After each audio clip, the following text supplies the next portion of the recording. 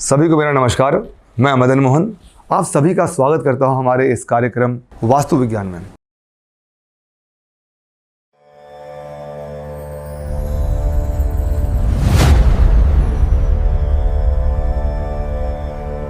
वास्तु शास्त्र, क्या यह असल में सिर्फ एक आस्था है या इसके पीछे कोई विज्ञान भी छुपा हुआ है?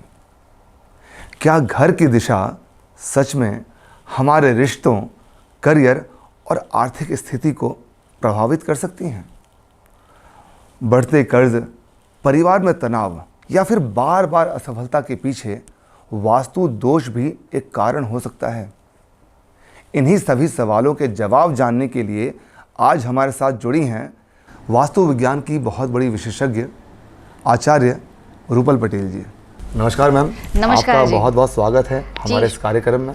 शुक्रिया, मुझे यहाँ बुलाने के लिए आपका बहुत बहुत शुक्रिया। धन्यवाद मैम। बिना किसी देरी के कार्यक्रम की शुरुआत करते हैं। मैम, आज का पहला सवाल, वास्तु शास्त्र क्या है? अगर मैं सरल भाषा में कहूँ तो वास्तु एक विज्ञान है जो हमारे ऋषि मुनियों ने अपने ज्ञान से, अपने अनुभवों से इसको बनाया है, एक ग्रंथ के स्वरूप में बनाया गया है, जो बेसिकली ऊर्जा और हवा, प्रकाश, ये जो नेचुरल चीज़ें होती है ना, उससे कनेक्ट करके एक रहने की जो जगह होती है उसको एनर्जाइज कैसे करे, ये है वास्तु। ओके। क्या ये सिर्फ एक परंपरा है या इसके पीछे कोई साइंस भी है? इसके पीछे साइंस भी है और ये हमारी परंपरा भी रही है। अगर मैं बताऊं तो जो सन पाथ है, जैसे सूर्य जो निकलता है वो ईस्ट से निकलता है, तो सूर्य की जो पहली किरण आती है वो नॉर्थ ईस्ट से आती है। जहाँ पे हम कहते हैं कि मंदिर होना चाहिए, अपने घर में नॉर्थ ईस्ट में मंदिर होता है क्योंकि सूर्य की पहली किरण ही नॉर्थ ईस्ट में आती है। फिर सन पाथ हमारा साउदर्न हेमिस्फीयर में ईस्ट से निकल के साउथ से होके हुए फिर वेस्ट में जाता है। तो इसी तरह से हम घर और किसी भी वर्क प्लेस को डिज़ाइन करते हैं कि ज़्यादा से ज़्यादा ओपन कौन सा एरिया होना चाहिए और क्लोज कौन सा होना चाहिए। वास्तु शास्त्र की उत्पत्ति कैसे हुई और इसका ऐतिहासिक महत्व क्या है?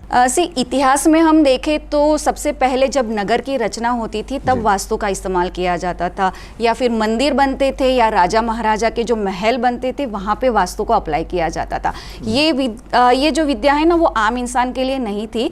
पर जब नगर रचना होती थी तब सबसे पहले जो मंदिर बनते थे उसको 100% वास्तु के हिसाब से बनाए जाते थे, और बाकी के जो घर होते थे वो उसको अलाइन करके पैरेलल बनाए जाते थे। तो नॉर्मली सारे घरों को वास्तु हिसाब से बनाने की जरूरत नहीं पड़ती थी।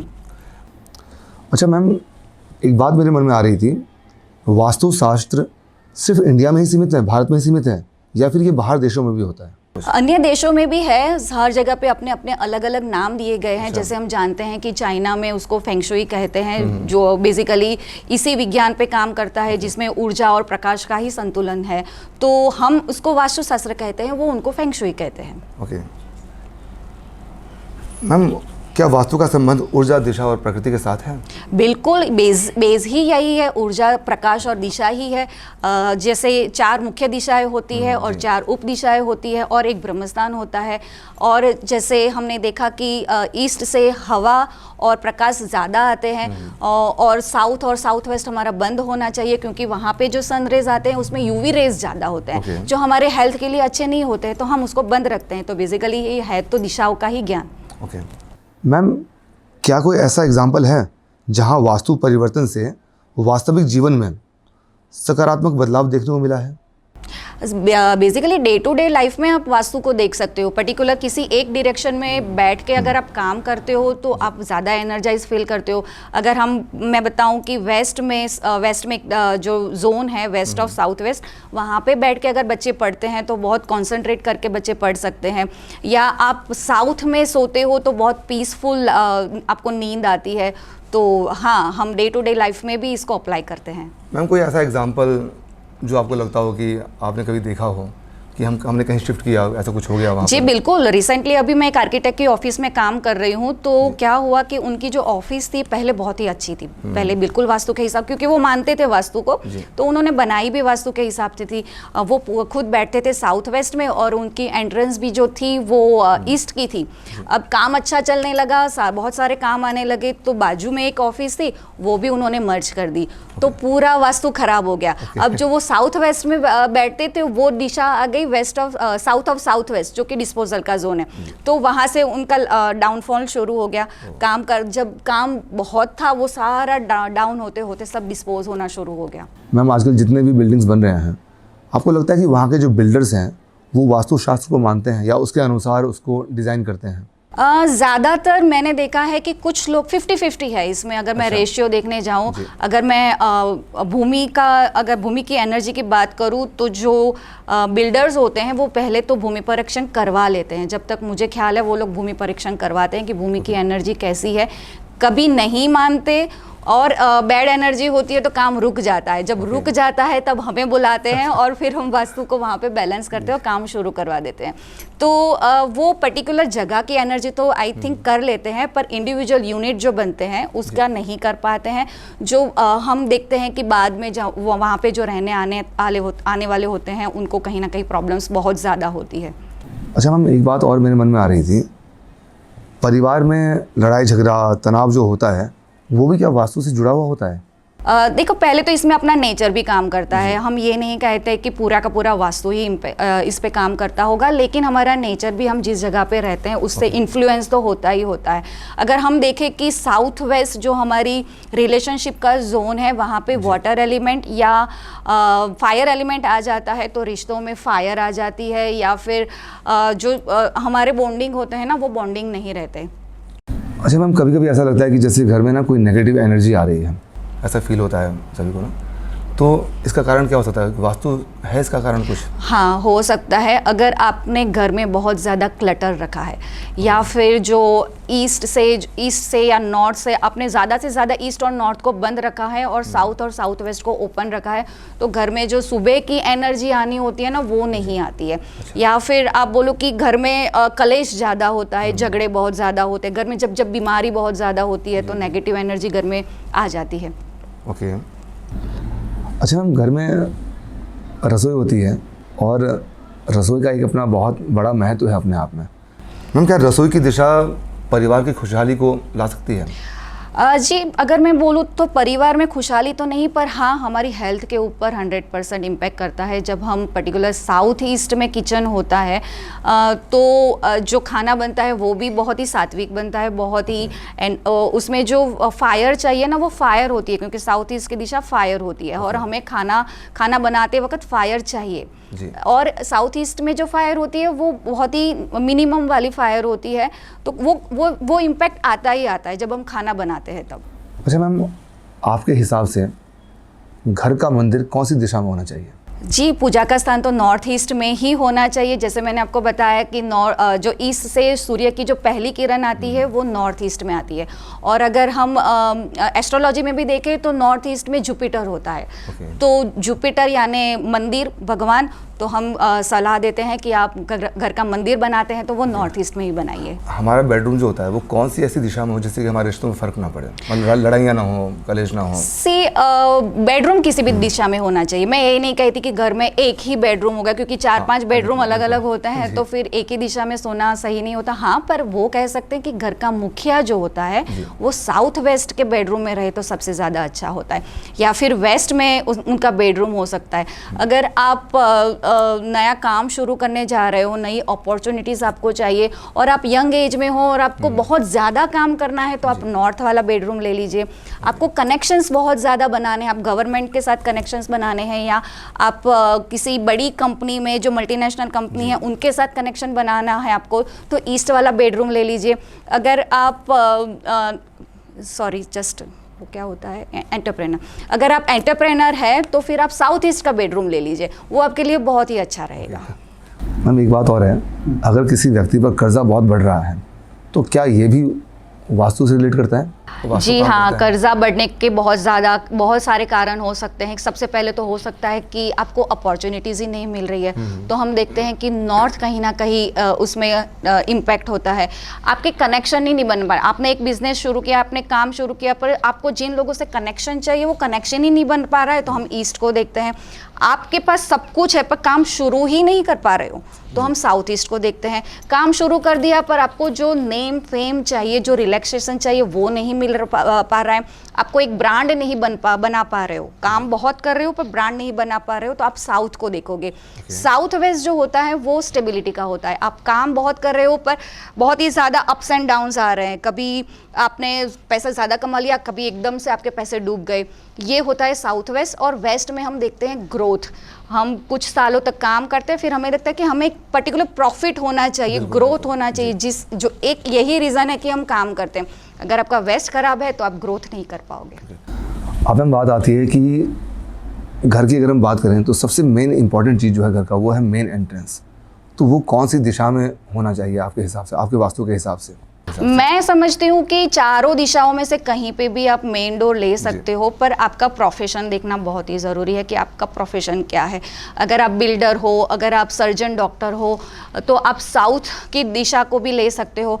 अगर आप लॉयर हो तो आप वेस्ट की दिशा में भी आप मेन डोर ले सकते हो। नॉर्थ और ईस्ट ज़्यादातर सबको सूट करते हैं, तो उसमें ज़्यादा कुछ सोचने की ज़रूरत नहीं होती है।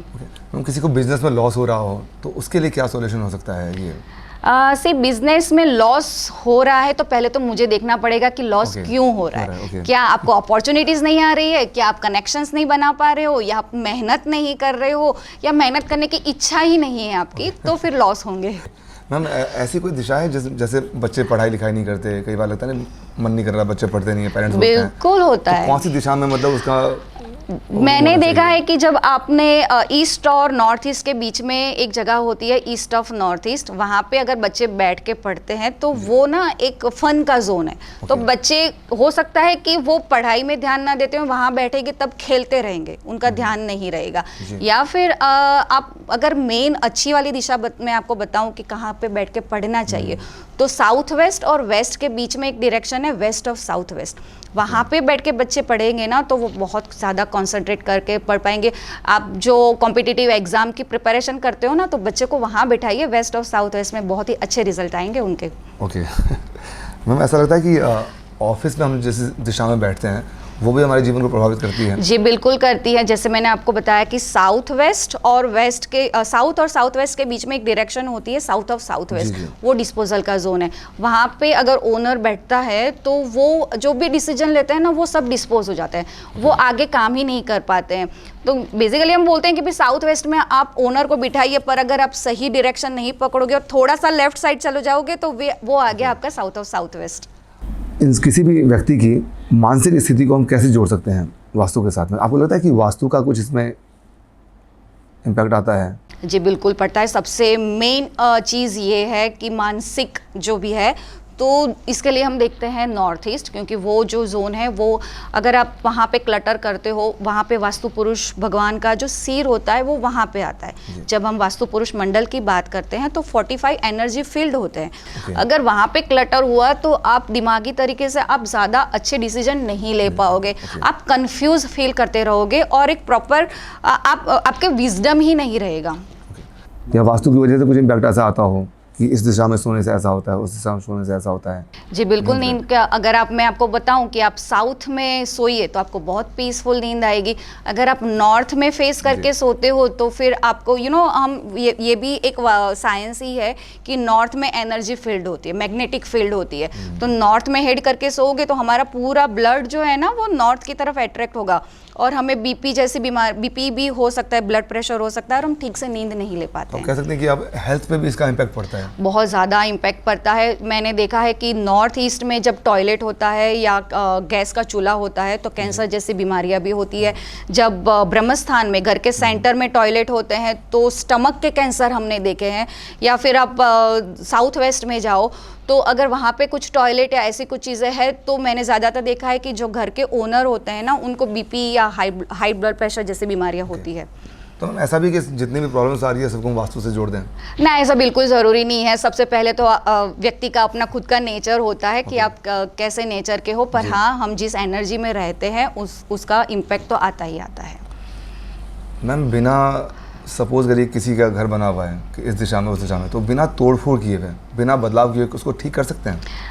से अभी जो कुछ मॉडर्न वास्तु है जो हम फॉलो करते हैं, हम उसमें बिना तोड़-फोड़ के भी हम वास्तु कर सकते हैं। कुछ हद तक हम रिजल्ट दे पाते हैं कि पर्टिकुलर चीज़ों को शिफ्ट करके, एनर्जी को शिफ्ट करके या किसी चीज़ को ओपन करवा के या बंद करवा के, हम कलर को बैलेंस करके भी वास्तु को थोड़ा बहुत हम रिजल्ट दे पाते हैं। लेकिन बहुत ही ज़्यादा वास्तु खराब है तो उसको रिमूव करना ही एकमात्र रिजल्ट होता है।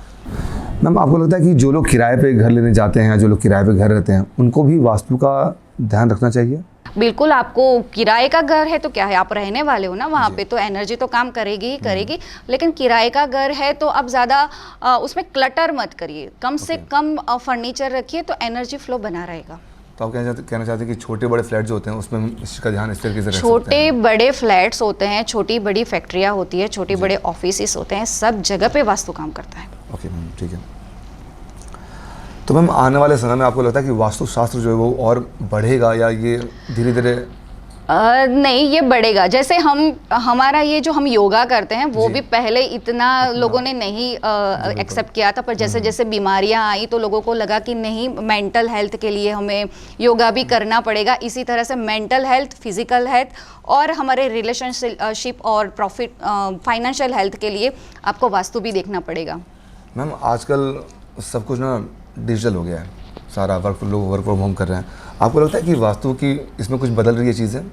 वर्क फ्रॉम होम करने के लिए आपकी दो चीज़ें हो गई, एक तो आपको वहाँ पे रहना भी है और वहाँ पे काम भी करना है, तो फिर आपको दोनों तरीके से उसको बैलेंस करना पड़ेगा। पर्टिकुलर रूम में अगर आपने ऑफिस बनाई है तो उसका वास्तु अलग तरीके से होगा कि भाई ओनर कहाँ बैठेगा, आपका कपबोर्ड कहाँ पे होगा, आपका लैपटॉप कहाँ पे होगा, वो उस तरह से देखा जाएगा। और जब आप रहते हो तो आप सोते कहाँ हो, आप खाना कहाँ खाते हो, उस तरह से देखना पड़ेगा। मैम, एक सवाल था मेरे मन में। कोई बंदा बहुत मेहनत कर रहा है, बहुत कैलिबर है उसके अंदर, बहुत मेहनती भी है, दिन रात काम कर रहा है, लेकिन सक्सेस नहीं मिल पा रही है, इसके पीछे क्या वास्तु एक वजह हो सकती है? जी हाँ, वास्तु एक वजह हो सकती है। आपके घर की या आप जिस जगह पे बैठ के काम कर रहे हो वह जगह की एनर्जी पहले आपको चेक कर लेनी चाहिए कि वहाँ पे आप पॉजिटिविटी ला पा रहे हो कि नहीं ला रहे हो। बेसिकली आप जहाँ पे काम करते हो ना, वहाँ पे एनर्जी होना बहुत ज़रूरी है। ओके मैम, ऐसी कोई सक्सेस स्टोरी आप बता पाएंगी जो आपके पास आए हो, आपने कुछ काम किया हो, अगर आप बताना चाहें तो?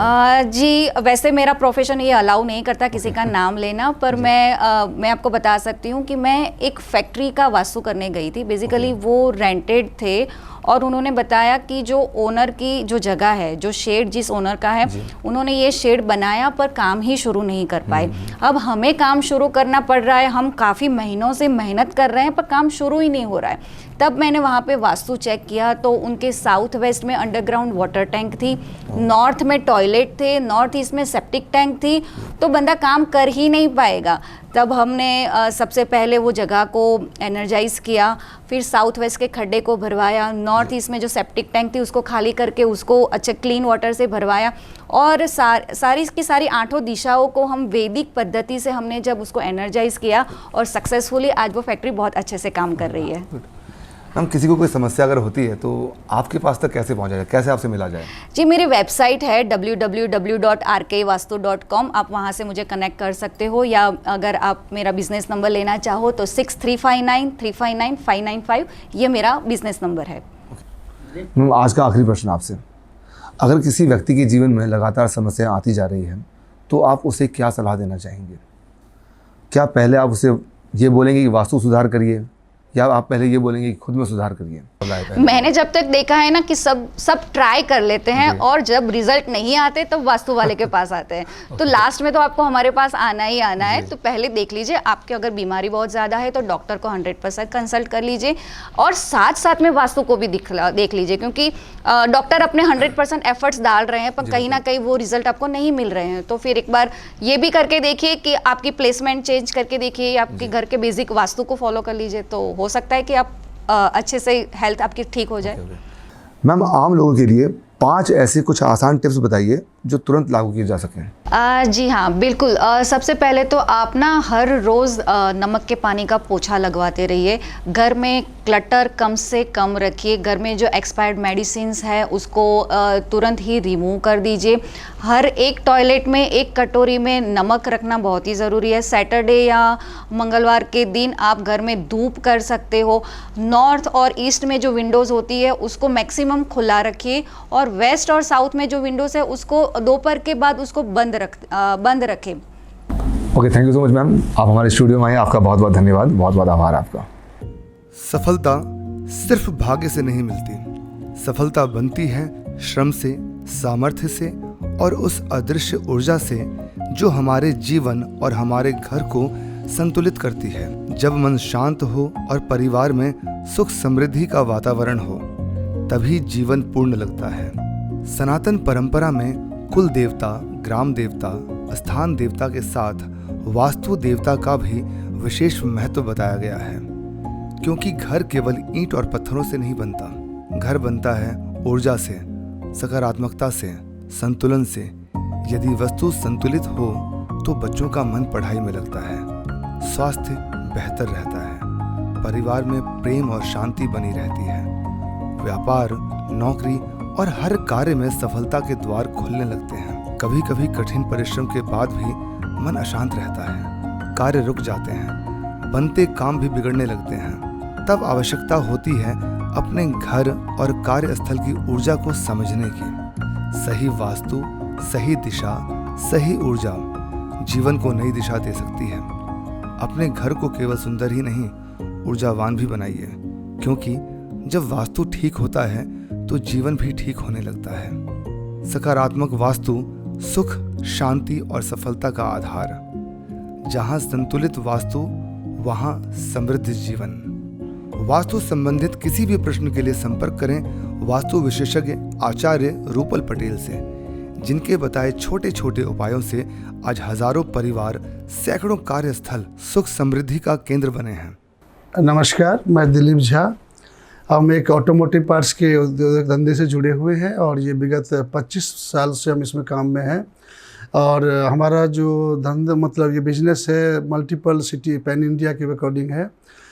बस एक टाइम ऐसा आया था कि हमारी 4 यूनिट थी और उसके बावजूद भी हम लोग सक्सेस, जो हमारी मेहनत थी, जो एफर्ट्स था, वो दिख नहीं रहा था और हम लोग परेशान थे कि यार कमी कहाँ से आ रही है। बिलीव करें तो हम पहले वास्तु शास्त्र वगैरह ऐसे कुछ स्थिति पे हम लोग नहीं समझते थे कि ये कुछ नहीं है, ये हम इसको नहीं मानते।